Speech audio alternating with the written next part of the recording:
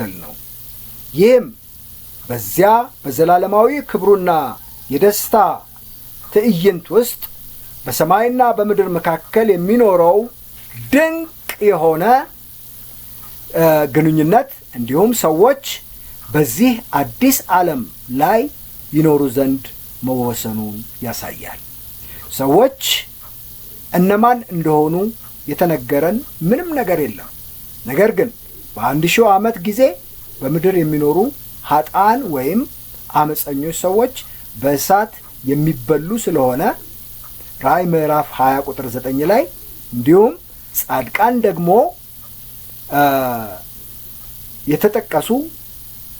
የተጠቀሰ ነገር ባይኖሩ ሊሆን ይችላል ብለን የምናስበው እዚህ የተጠቀሱት ሰዎች በእግዚአብሔር ኃይል ለዚህ ድንቅ ድርሻ የተጠበቁ በምድር ላይ የሚኖሩ የ1000 ዓመት ቅዱሳን ናቸው ማለት ነው።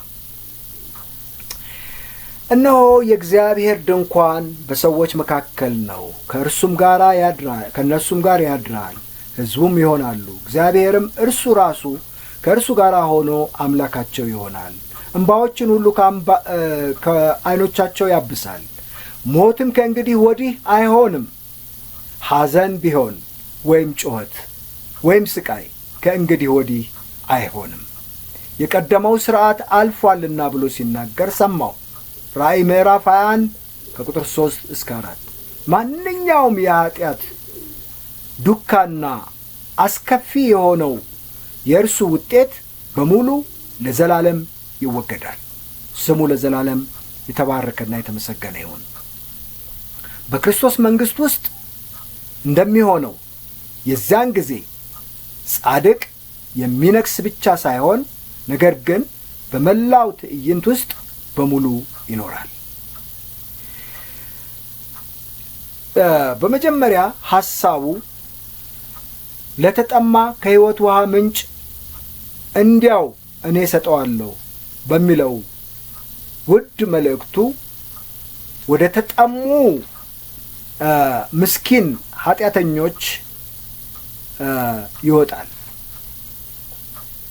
አሁን ሕያው ምንጭ ብቻ አይደለም፣ ነገር ግን የተጠማው ኃጢአተኛ ማንም ይሁን ማን ያን የነፍስ ጥማት ከእርሱ ከበረከት ምንጭ ይረካ ዘንድ እግዚአብሔር ሁል ጊዜ ሙሉ ዝግጁ ነው።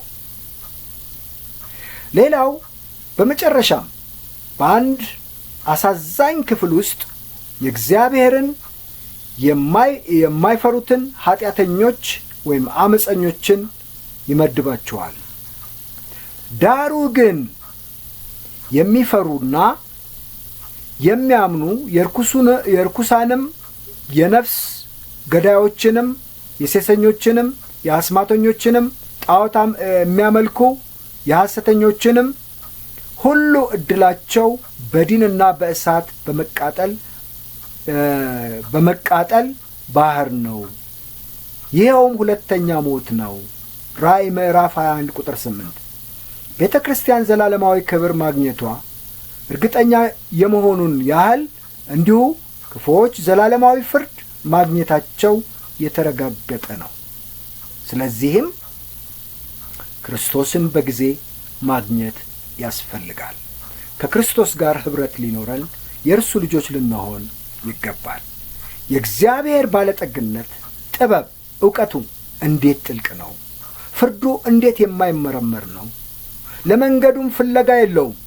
የጌታን ልብ ያወቀው ማን ነው? ወይስ አማካሪው ማን ነበር?